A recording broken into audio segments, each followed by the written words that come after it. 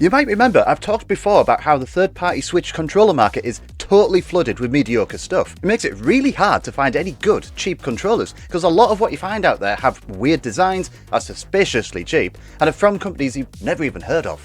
And that last point was especially on my mind when I cast my eyes over the Bayard 9124 by EasySMX. Yeah, I've never heard of them either. But it seems they're ticking a lot of boxes with this. It's got a recognisable tried and tested shape, rumble, gyro, 4 rear function triggers, turbo and macro functions, and it even works on PC and mobile as well. So, hello fellow gamers, and do we have a nice little hidden gem here? Or another disappointment?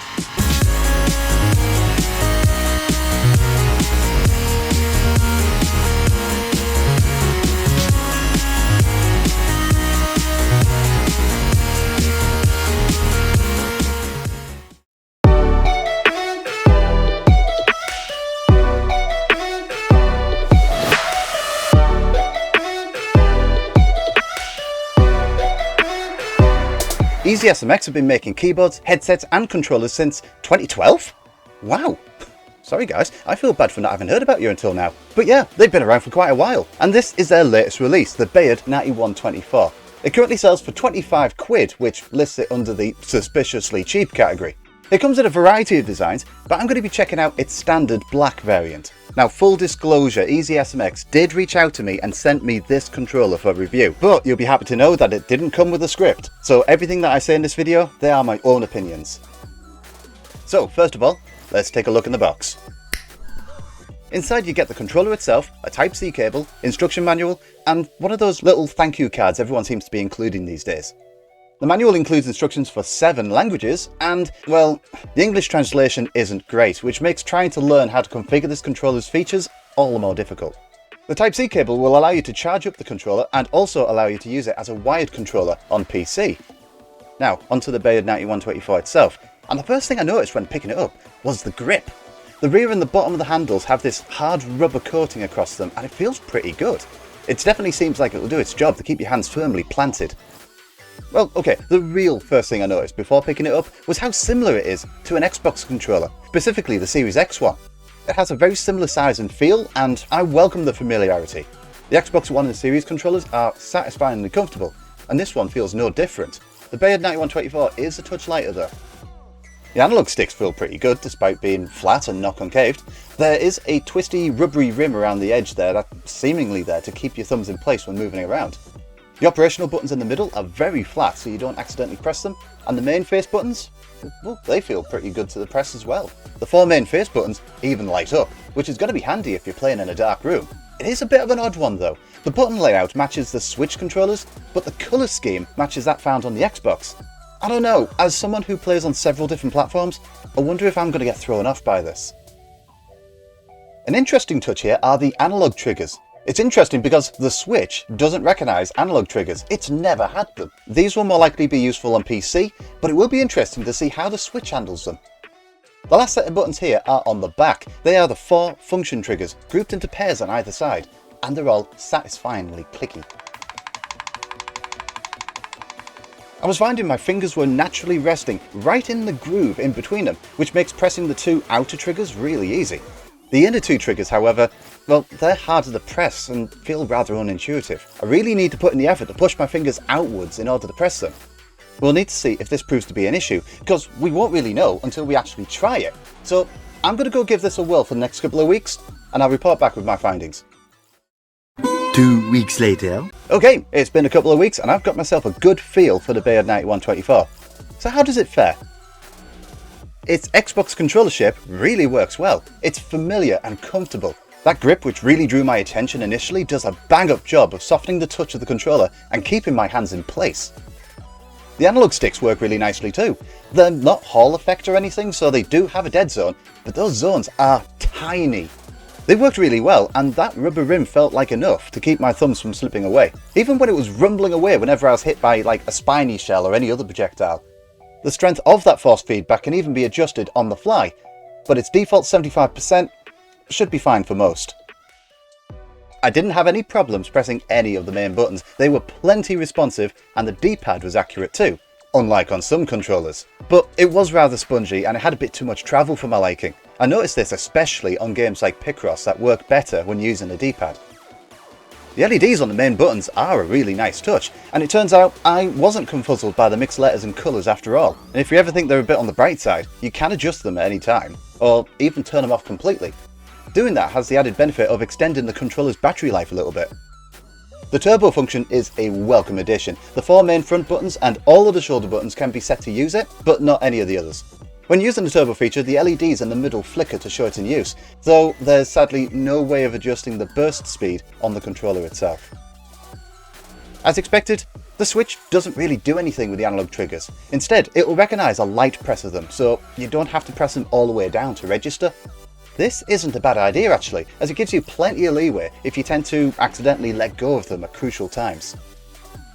The gyro seems to work pretty well too, but like many third-party controllers, there is no NFC support. One thing the Bayard 9124 does have that not all controllers do are those function triggers on the rear, but my initial thoughts of these were on the money. The outer function triggers are easy to press whilst playing, but the inner ones were definitely more difficult. However, I did find a way of putting this shortcoming to good use, and that's with both the button mapping and macro recording features. I would use the outer triggers for general button mapping, but limit the inner ones to using macros instead. As tricky as they are to press, they should still be easier to use than any complicated button sequence on some games.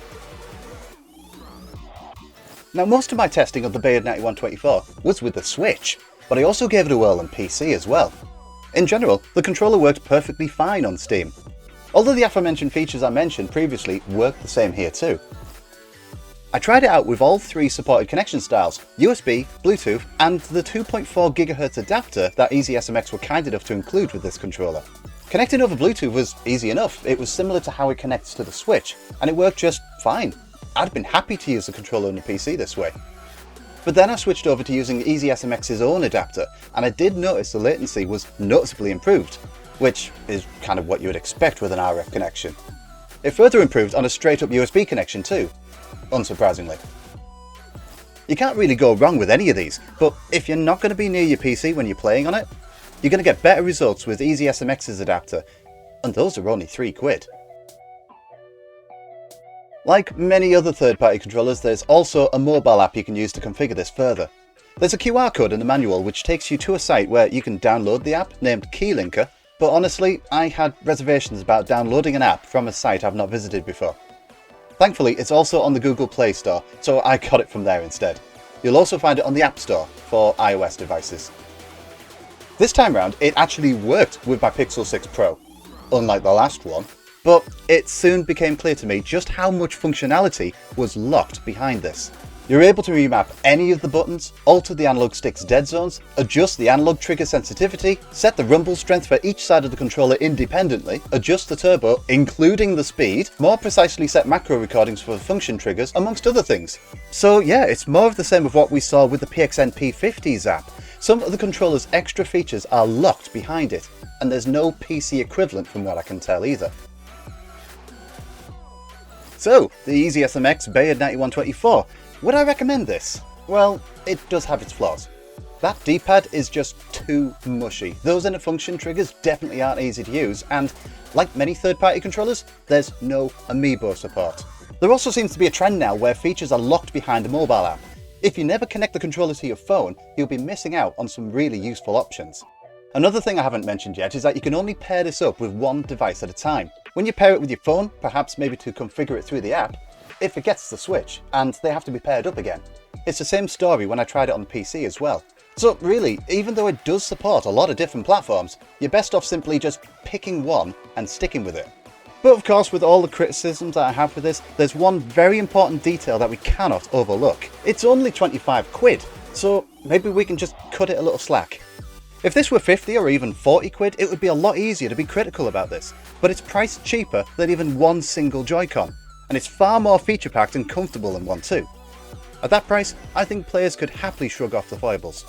And when you do, what you have left is a surprisingly good and comfortable controller at a surprisingly good and comfortable price. And despite its shortcomings, I've thoroughly enjoyed using this the last couple of weeks, and I'm going to continue to do so. So if you're in the market for one of these, I'd suggest you get it straight from EasySMX's website. And no, not just because it's an extra €5 on Amazon at the moment, but because, and I can't believe I can finally say this, you could use my discount code! Holy crap, my very first discount code. It's only been, what, 4 years? But yeah, use my code MGG14 at the checkout for 14% off this controller, complete with free UK and EU shipping. It doesn't matter which controller or design you go for, as long as it's a Bayard 9124, and you can even include that 2.4 GHz adapter if you wanted to. I'll have a link straight to it in the video description. Oof, so on that bombshell, I'm going to head off, so thanks very much for watching. What are your thoughts on the Bayard 9124? Have you been using one already? Or are you in the market for such a cheap and cheerful controller? Let everyone know down below in the comments. And hey, while you're down there, a like is always appreciated if you enjoyed the video. And there's always that subscribe button if you want to hear more from me. Thanks again for watching, and I'll catch you all next time.